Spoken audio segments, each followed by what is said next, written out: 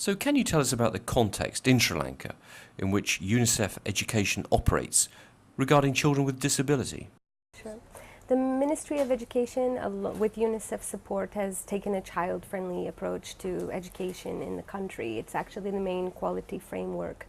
And this means that seeking out children who are out of school, this includes a number of children with disabilities, as well as making sure that the environments within schools are adapted for children and that their parents get some involvement and support to help them stay in school and really have quality learning.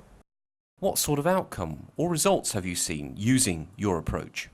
What we've actually seen, I'll give you one specific example from Uva province, which has a large plantation sector, has some of the lowest education indicators in the country.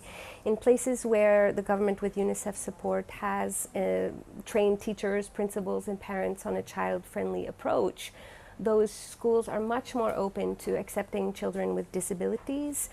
Those children tend to learn at the same level. Even children who have some developmental delays are able to learn at their own pace and really stay in school and learn.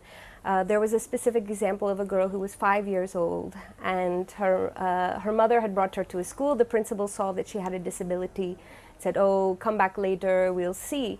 After a few weeks, the mother got no response. She went a kilometer down the road to a child-friendly school where UNICEF had supported training, community mobilization.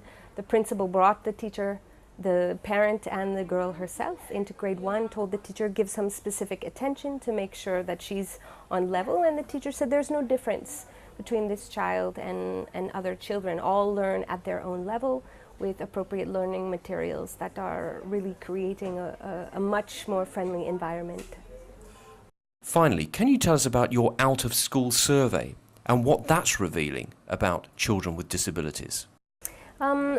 Actually, we have a national study going on around out-of-school children, and as part of the follow-up to this, we're helping school-based attendance committees do household surveys in each of their communities to identify each and every child who's out of school. What we're finding is that there's still a number of children who are out of school because of a number of reasons. Disability is one of them. Sometimes there are other social vulnerabilities, language. The idea is that inclusive education has to reach out to all children. That means if children with disabilities are able to learn in school, that school is much more likely to accommodate other issues that are preventing children from getting their right to education.